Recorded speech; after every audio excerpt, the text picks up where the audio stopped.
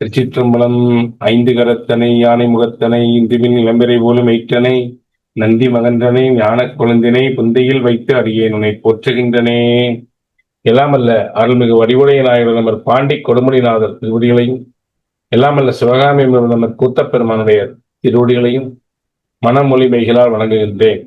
இதுவரை யாரெல்லாம் எனக்கு ஜோதிடம் கற்றுக் கொடுத்தார்களோ அனைத்து குருமாருடைய திருவடிகளையும், என்னை இந்த உலகுக்கு அறிமுகப்படுத்திய போற்றுதலுக்கும் வணங்குகிற குருநாதர் திண்டுக்கல் சின்ராஜய் அவருடைய திருவடிகளையும் மனமொழிமைகளால் வணங்குகின்றேன். சிவா திருச்சிற்றம்பலம். அனைவருக்கும் வணக்கம்.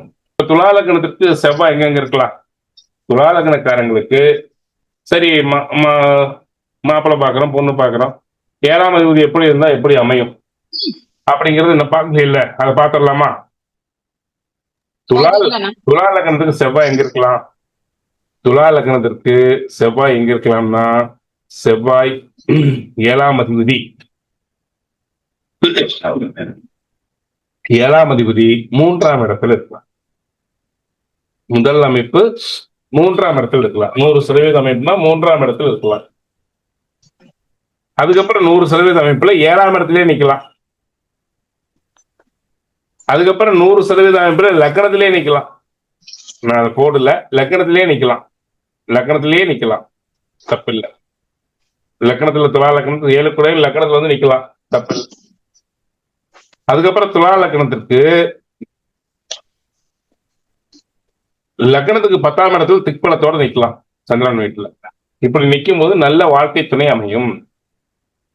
அது என்ன, குருவோ சுக்கிரனோ தொடர்பு பெற்றிருக்காங்க, பார்த்திருக்காங்கன்னா ரொம்ப சிறப்பு, ரொம்ப சிறப்பு. குரு செவ்வாயோ குரு சுக்கிரனோ தொடர்பு கொள்ளும் பொழுது, சார் குரு இந்த லக்னத்துக்கு 6ஆம் அதிபதி செவ்வாயோட சேரலாமா? சுபத்தன்மை கொடுப்பார். சுக்கிரன் சேர்றது ரொம்ப சிறப்பு. சுக்கிரன் செவ்வாய் சேர்க்கை ஒழுக்க கேட்ட கொடுக்காதா?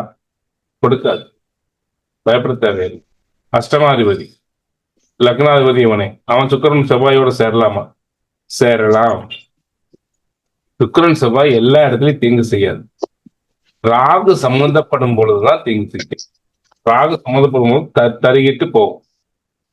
தனித்த சுக்கிரன் செவ்வாயை பத்தி நம்ம பயப்பட தேவையில்லை, புரியுதுங்களா?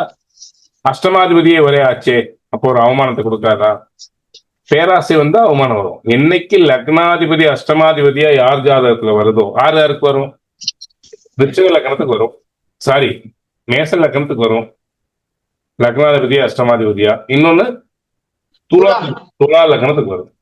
இவங்க 2 பேரும் என்ன பண்ணக்கூடாது? பேராசைப்படக்கூடாது. பேராசைப்பட்டால் அடி உண்டு. பேராசைப்படாம இருக்கும். பேராசைப்பட்டா அடி உண்டு. பேராசை இல்லாம இருந்துட்டாங்கன்னா போதும். அதான சார் ஆசை பேராசை. ஆசைக்கும் பேராசைக்கு வித்தியாசம். ஆசை என்பது நமக்கு தகுந்த வாழ்க்கை துணை, நமக்கு தகுந்த இதுன்னு போகணும். அப்புறம் பேராசை அப்படிங்கிறது நான் போய் என்ன சொல்றது, உலக அழகிட்டா கல்யாணம் பண்ணா பிரச்சனை தான், புரியுதுங்களா? அப்போ அதை யோசிச்சு பண்ணணும். அடுத்தது மத்தியமம் அப்படின்னு எடுத்துட்டாலும் செவ்வாய் விருச்சிகத்தில் இருக்கலாம். அதுக்கப்புறம் 4ஆம் இடமாகிய மகரத்துல கூட செவ்வாய் இருக்கலாம், தப்பு இல்லை. நல்ல சொத்தோட மனைவி வருவான், இல்ல கணவன் வருவான். 5ல் கூட இருக்கலாம், பகை பெற்றாலும் தப்பு இல்லை. 7ஆம் அதிபதி 5ல் இருக்கலாம், இந்த தவறு கிடையாது. ஏன்னா அது சுபஸ்தானம், இந்த லக்னத்துக்கு அது சுபஸ்தானம். 5ஆம் இடத்துல இருக்கலாம். அதுக்கு அடுத்தது செவ்வாய் 9ஆம் இடமாகிய புதன் வீட்டுல மிதனத்துல இருக்கலாம். அங்க பகைதான், பகையா இருந்தாலும் திரிகோணத்துல நிக்கிறதுனால நல்ல வாழ்க்கை துணை அமையும். எங்க நிக்க கூடாது? 6ஆம் இடமாகிய மீனத்தில் நிக்க கூடாது. 8ஆம் இடமாகிய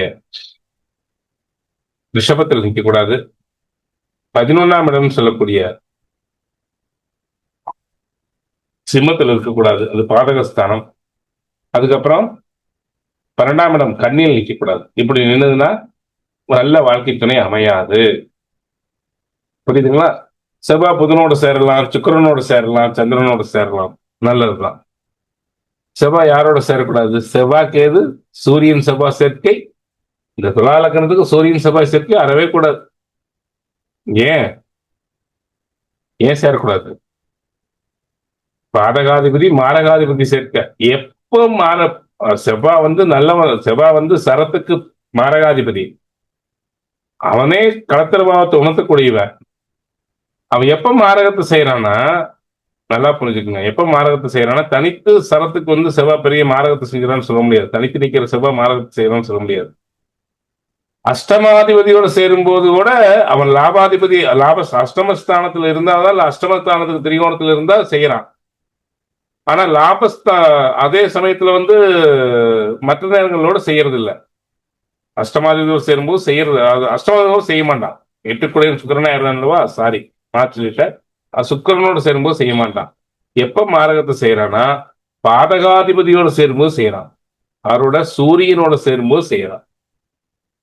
இந்த லக்கணத்திற்கு செவ்வாய் சூரியனோட சூரியன் செவ்வாய் சேர்க்கை இருக்கும்போது, சூரிய திசையும் செவ்வாய் திசையும் எப்படி செய்யுதுன்னா, அது பாதகம் கூட சேரும்போது மாரகமாக மாறுகிறது. மாரகமாக மாறுகிறது. அதே 6 குடையனோட சேரும்போது என்ன செய்யறான்னா, சில சமயம் நோயை கொடுத்துட்றான். நோயை கொடுத்து உடல்ல பாதிப்பு கொடுத்துட்றான். ஆனா 6ஆம் இடத்துக்கு திரிகோணத்தில் நின்னாலும் இல்ல 6ஆம் இடத்துல நின்னாதான், மற்றபோது பெருசா ஒன்றும் பிரச்சனை இல்லை. இதே செவ்வாய் 6ஆம் இடத்துல நிக்கிறான்னு வச்சுக்கோங்க, குருவோட சேர்ந்து நிக்கணும், நீ என்ன ஆகும், நோயாளியான மனைவி இல்ல நோயாளியான கணவன் அப்படி கொடுத்துட்றான். 3க்கு திரிகோணம் என்னம்மா 2-7 நிக்கலாமா, 2ஆம் இடத்துல நிக்கலாம், 7ஆம் இடத்துல நிக்கலாம். அது மாரகஸ்தானம் இல்லையா? ஆமா, 2-7 மாரகஸ்தானம். 2-7 மாரகஸ்தானத்திற்கு 2-7 மாரகஸ்தானம். அங்க நின்னாலும் அவனே மாரகாதிபதி தான். அந்த சொந்த வீட்டுல ஆட்சி பெற்றான். ஆட்சி பெற்றிருக்கிறவங்க எப்படி மாரகத்தை செய்யும்? ஆமா, 2ஆம் இடத்துல நின்னால் ஆட்சி குடும்பஸ்தானத்துல, அது பொது மாரகஸ்தானம். சரத்திற்கு அது மாரகஸ்தானம். தனித்து மாரகத்தை செய்யாது. என்னைக்குமே ஒரு மாரகத்தை செய்யக்கூடிய கிரகம் என்ன செய்யணும், அஷ்டமாதிபதியின் தொடர்பும் பாதகாதிபதியினுடைய தொடர்பும் பெறாம மாரகத்தை செய்யாது. அதனோட திசாபத்தில் 8ம் பாதகமும் சேரும் போதுதான் செய்யும். சில சமயம் மாந்தியோடு சேரும்போது செய்யும். தனித்து மாரகத்தை செய்யாது. ஏன்னா அவனைதான் 7ஆம் இடத்துக்கு குடையவனாகி அவன் ஆட்சி பெறான். அவன் மாரகஸ்தானத்தில் இருந்தாலும் அவங்க மாரகத்தை செய்யாது. துலா லக்னத்துக்கு 7ஆம் இடத்துல செவ்வாய் இருக்குது, செவ்வாய் திசை வருது, மாரகம் ஆயிரும்னா ஆகாது.